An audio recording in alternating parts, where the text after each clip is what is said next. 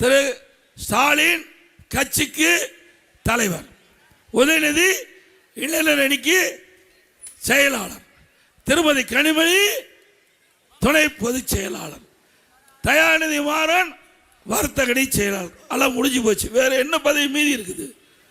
எல்லா பதவியும் திரு கருணாநிதி குடும்பத்துக்கு தான் இருக்குது. அண்ணா திமுகவில் அப்படி அல்ல. சாதாரண வார்டு செயலாளரை கூட இந்த கட்சியில விசுவாசமாக உழைத்தால், தலைமைக்கு விசுவாசமா இருந்தா பொதுச் செயலாளராக ஆக முடியும். திமுக மாதிரி அப்படி இல்லை. அதே போல கட்சிக்கு விசுவாசமா இருந்து மக்களிடத்திலே நல்ல பெயர் எடுத்து, நிர்வாக இடத்தில் நல்ல பெயர் எடுத்து அவருக்கு வாய்ப்பு கொடுக்கின்ற கட்சி அண்ணா திமுக கட்சி. சட்டமன்றத்திலையும் நாடாளுமன்றத்திலையும் இன்றைக்கு சாதாரண தொண்டன் கூட சரியான முறையில் உழைத்தால் முதலமைச்சர் ஆகலாம் அண்ணா திமுகவில். அப்படி ஒரு கட்டமைப்புள்ள ஒரு இயக்கம் அண்ணா திமுக. கட்டமைப்புள்ள இயக்கம் அண்ணா திமுக. ஒரு குடும்பம் போல் இருக்கின்ற கட்சி அண்ணா திமுக கட்சி. திமுக அப்படி இல்லை. குடும்பம்னா திரு கருணாநிதி குடும்பம் தான், அது கட்சி அல்ல. திமுக திரு கருணாநிதி குடும்பம், திரு கருணாநிதி குடும்பம்னா திமுக. அப்படித்தானே இருக்குது. அது மட்டும் இல்ல, ஸ்டாலின் நிறைய அறிவிப்புகள் விட்டார். அதில் மாதந்தோறும் திமுக ஆட்சிக்கு வந்தா கேஸ் சிலிண்டர் 100 ரூபா மானியம் கொடுக்குறாரு. கொடுத்தாரா? Petrol diesel குறைச்சாரா? ரேஷன் கடையில் கூடுதலாக 1 கிலோ அரிசி ஒரு சர்க்கரை போட்டாரா? எதுவுமே செய்யல. கொடுக்கப்பட்ட வாக்குறுதி அத்தனையும் பொய்யான வாக்குறுதி. மக்களை ஏமாற்றுவதிலே நம்பர் 1 முதலமைச்சர் திரு ஸ்டாலின். அது மட்டுமல்ல, இன்றைக்கு போதைப் பொருள் விற்பனை எல்லா பக்கம் விற்கிது இல்ல. எங்க பார்த்தாலும் கிராமத்திலிருந்து நகர் வரை சந்து பொந்து மூலம் முடக்க எல்லாமே கஞ்சா விற்பனை அமோகமாக நடக்குது. இதை பல முறை சட்டமன்றத்தில் முதலமைச்சருடைய கவனத்துக்கு கொண்டாந்தேன், அறிக்கை வெளியிட்டேன், ஊடகத்தின் வாயிலாக பேட்டி கொடுத்தான். திராவிட முன்னேற்ற கழகம் ஆட்சிக்கு வந்த பிறகு தமிழகத்திலே போதை நடமாட்டம் அதிகரித்து விட்டது, அதை கட்டுப்படுத்த சொல்லி கட்டுப்படுத்த முடியல. அது காரணம் திமுக கட்சி சேர்ந்த நிர்வாகிகளை போதைப் பொருள் விற்பனைக்கு துணை நிற்கிறாங்க. அதுதான் செய்தி. அது மட்டும் இல்ல, இந்த போதை கஞ்சா போதை ஆசாமியால் தான் இவ்வளவு குற்ற நிகழ்வு நடக்குது. கஞ்சா போட்டு கடைக்கு போய் மூக்கு பிடிக்க புரோட்டா சாப்பிட்றான். பணம் கேட்டா அந்த கடை உரிமையாளர்களை அடிக்கிறாங்க, உதைக்கிறாங்க, அருவாள் எடுத்துட்டு மிரட்டுறாங்க. அதோட சிந்திச்சு பாருங்க, இந்த போதை ஆசாமியால மக்கள் படுகின்ற துன்பம் ஏராளம்.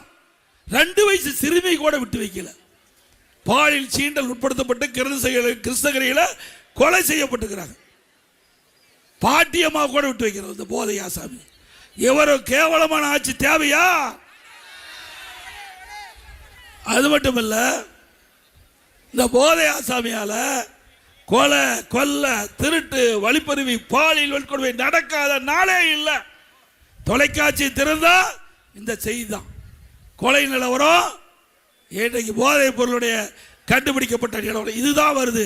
ஒரு காலத்தில் தங்க நிலவரம் என்ன, வெள்ளி நிலவரம் என்ன என்று செய்தி போய் கொலை நிலவரம் என்ன, போதைப் பொருள் எப்படி கண்டுபிடிக்கப்பட்ட நிலவரம் என்ன என்று செய்தி வருகின்ற அளவுக்கு இந்த அவல ஆட்சி தேவையா? விலைவாசி வெண்ணை முட்டை அளவு உயர்ந்து போச்சு. அரிசி விலை உயர்வு கிலோக்கு 30 ரூபாய் ஏறி போச்சு.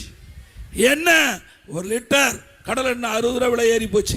பருப்பு 1 கிலோ உளுத்தம் பருப்பு 40 ரூபாய் ஏறி போச்சு. நல்லா சிந்திச்சு பாருங்க.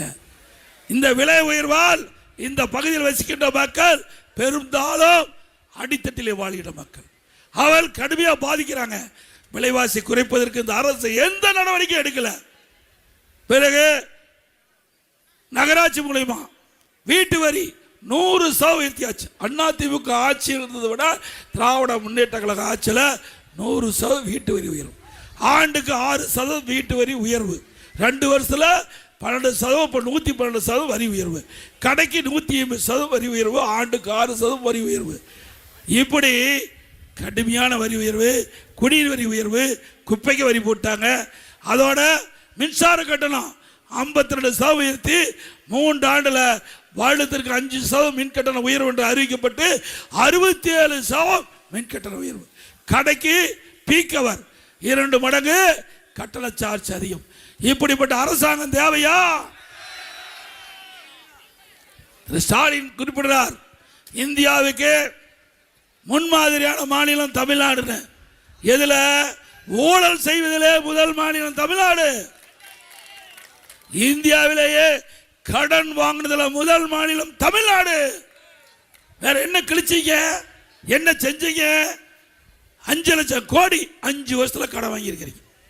2021 வரை பல கட்சிகள் ஆட்சி பிடிச்சிருக்கிற அதுவரை தமிழ்நாட்டுடைய கடன் 4,86,000 கோடி. 2021 26 வரை 5 லட்சம் கோடி கடனை வாங்கி தமிழ்நாட்டு மக்களை கடன்காரன் ஆக்குனதுதான் திமுக ஆட்சியுடைய சாதனை. வேற எந்த சாதனை பண்ணிக்கிறீங்க? கொரோனா காலம் 1 வருஷம் அரசாங்கத்துக்கு வருமானம் கிடையாது, நல்லா தெரியும் உங்களுக்கு. வந்ததா வருமானம்? கடையிலுக்கு ஜிஎஸ்டி கிடையாது, கடையிலுக்கு ஜிஎஸ்டி வரி கிடையாது, எல்லா கடையும் மூடப்பட்டது. டாஸ்மாக் கடை மூடப்பட்டது, வருவாய் இல்லை. பத்திரப்பதிவு அலுவலகத்திற்குல வருமானம் இல்லை. ரோட் டாக்ஸ் வருமானம் இல்லை. பெட்ரோல் டீசல் திறக்கல, வருமானம் இல்லை. எக்ஸைஸ் வரியும் இல்லை. அரசாங்கத்துக்கு வருவாய் வரக்கூடிய ஒன்றுமே 1 ரூபாய் வருமானம் இல்லாம 1 வருஷம் சிறப்பான ஆட்சி கொடுத்த அரசாங்கம் அதிமுக அரசாங்கம். அந்த காலகட்டத்தில் கூட விலைவாசி உயர்ல ஒரு கடுமையான சோதனையான நேரத்தில் கூட விலைவாசி உயராம பார்த்துக்கிட்டோம். ஏழை மக்கள் பாதிக்கூடாது என்பதற்காக அம்மா உணவகத்தில் நாள்தோறும் 77 லட்சம் பேருக்கு 3 வேளை சுட சுட விலை இல்லாமல் உணவு கொடுத்தோம். 1 வருஷம் உணவு கொடுத்தோம். அது மட்டும் இல்லை, இப்போ அம்மா உணவகம் அப்படி அப்படியே குறைச்சி அதுக்குடைய பொருளை குறைச்சாங்க, தரத்தை குறைச்சாங்க, பணி செய்கின்ற பணியாளரை குறைச்சாங்க. அம்மா உணவகத்தை பல இடத்துல மூடிட்டாங்க. அம்மா உணவகத்தினுடைய உணவு தரம் இல்லாமல் கொடுத்து ஒரு அவப்பெயரை உண்டாக்க பார்க்குறாங்க. மீண்டும் அதிமுக ஆட்சி மலரும், அம்மா உணவகம் திறக்கப்படும், சிறப்பான உணவு, சுவையான உணவு கொடுக்கப்படும். உங்களால் மீண்டும் நான் முதலமைச்சராக வந்தால் அம்மா உணவகம் என்னுடைய நேரடி கட்டுப்பாட்டில் இருக்கும். இந்த இயக்கம் தோற்றுவித்தது ஏழைகள் மகிழ்ச்சியோட வாழ வேண்டும், ஏழைகளுக்கு அத்தனை அடிப்படை தேவைகளையும் நிறைவேற்ற வேண்டும். அதை அம்மாவில் கண்ணை இமைகாப்பது போல கட்டி காத்தார். அதே வழியில் வந்த அம்மாவுடைய அரசாங்கம் இருவரும் தலைவர்களுடைய வழியிலே சிறப்பாக ஒரு நல்ல ஆட்சியை நாட்டு மக்களுக்கு வழங்குவோம் நேரத்தில் தெரிவிக்கிறேன். அதே போல மீனவர்களுக்கு நிறைய திட்டங்களை கொடுத்துடுறோம்.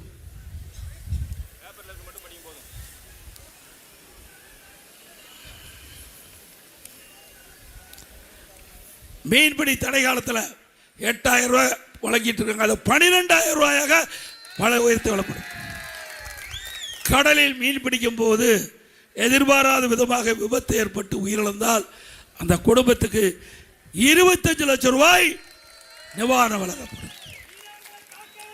அதே போல மீன்பிடி தொழில் ஈடுபடும் போது விபத்துக்குள்ளாகி நோய்வாய்ப்படுகின்ற மற்றும் காணாமல் போகின்ற மீனவர்களை விரைந்து மீட்க செயற்கோள் இணைப்புடன் கூடிய கடல் ஆம்புலன்ஸ் வசதிகள் ஏற்படுத்தப்படும். கடலிலே பாதிப்பு ஆகக்கூடிய மீனவர்களின் மீன்பிடி படகுகளையும் மீனவர் மீட்பு குழு மற்றும் இழுவை படகு வசதி செய்து கொடுக்கப்படும். ஆழ்கடலில் தங்கி மீன்பிடிக்கும் மீனவர்களுக்கு கடலிலே ஏற்படுகின்ற பேரிடர்கள் பற்றி செய்தி வழங்கும் வகையில் சக்தி வாய்ந்த தொலை தொடர்பு மையம் கடலோர மாவட்டங்களில் ஏற்படுத்தப்படும். மேலும் ஆழ்கடல் மீன்பிடி விசைப்படகுகளுக்கு நேரடி டெலிபோன் வழங்கப்படும். மீனவர்களுக்கு மாதம் மானிய விலையில் வழங்கப்படும் டீசல் 500 லிட்டராக உயர்த்தி வழங்கப்படும்.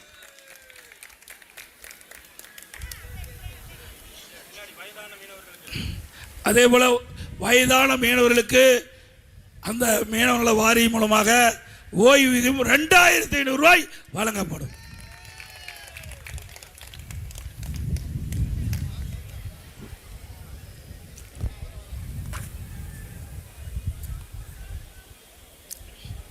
அதே போல் இஸ்லாமிய பெருமக்களுக்கு நிறைய திட்டங்கள் கூட நிறைவேற்றுகிறோம்.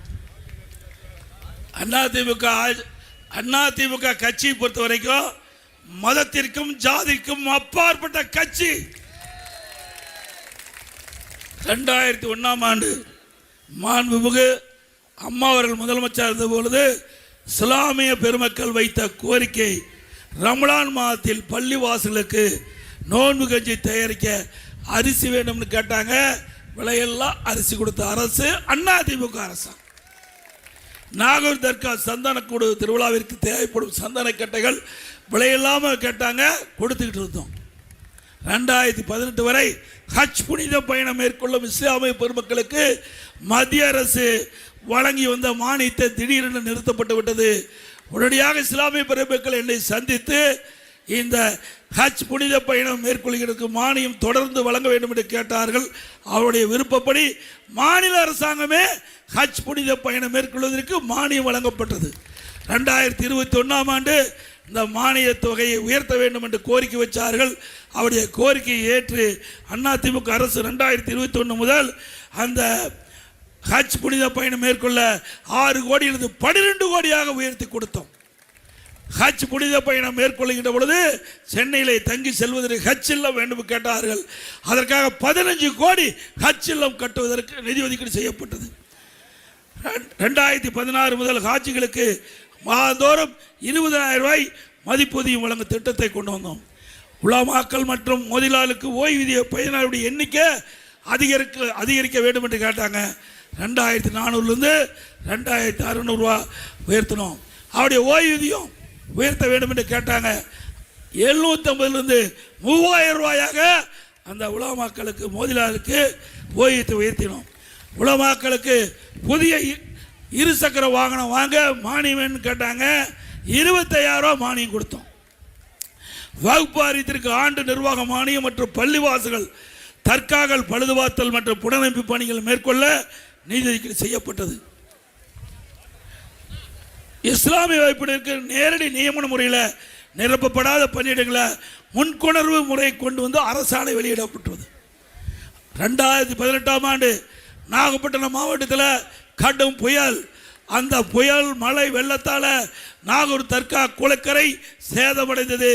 நாகப்பட்டினத்திற்கு நான் சென்று மக்களுக்கு ஆறுதல் சொல்ல சென்ற பொழுது நாகூர் தர்கா குளக்கரையை பார்வையிட வேண்டும் இஸ்லாமிய பெருமக்கள் கேட்டுக்கொண்டதற்கு நானே நேரடியாக நாகூர் தர்காவுக்கு சென்று குளக்கரையை பார்வையிட்டு 4,25,00,000 ரூபா குளக்கரையை சரி செய்ய ஆணையிட்டு சரி செஞ்ச அரசாங்கம் அதிமுக அரசு. சிறுபான்மை பொருளாதார மேம்பாட்டுக் கழகம் அமைத்தது அதிமுக அரசு. 2002ஆம் ஆண்டு இந்திய ஜனாதிபதி தேர்தலில் டாக்டர் APJ அப்துல் கலாம் அவர்களுக்கு வாக்களித்தது அதிமுக. மேலும் அவருடைய திருநாமத்தின் பேரிலே ராமநாதபுரத்திலே கலை மற்றும் அறிவியல் கல்லூரியை தொடங்கப்பட்டது. 2017 திண்டுக்கல்ல ஹைதர் அலி மற்றும் திப்பு சுல்தான் அவர்களுடைய வாழ்க்கை வரலாறு குறித்து மணிமண்டபம் அமைத்தது அதிமுக. கண்ணியமிக்க காகிதம் இல்லத்தவர்களுக்கு சென்னையில் மணிமண்டபம் அமைத்தது அதிமுக அரசு. இப்படி இஸ்லாமிய பெருமக்களுக்கு நிறைய திட்டங்களை கொண்டு வந்து நிறைவேற்றப்பட்ட அரசு அதிமுக அரசு. கிறிஸ்தவ பெருமக்களுக்கும் நிறைய திட்டங்களை கொண்டு வந்து நிறைவேற்றப்பட்ட அரசு அதிமுக அரசு. ஜாதி பார்க்கல, மதம் பார்க்கல. அதிமுக கட்சி இதற்கு அப்பாற்பட்ட கட்சி. மனித நேயத்தோடு மக்களை அணுகின்ற கட்சி அதிமுக கட்சி என்பதை நேரத்திலே தெரிவித்து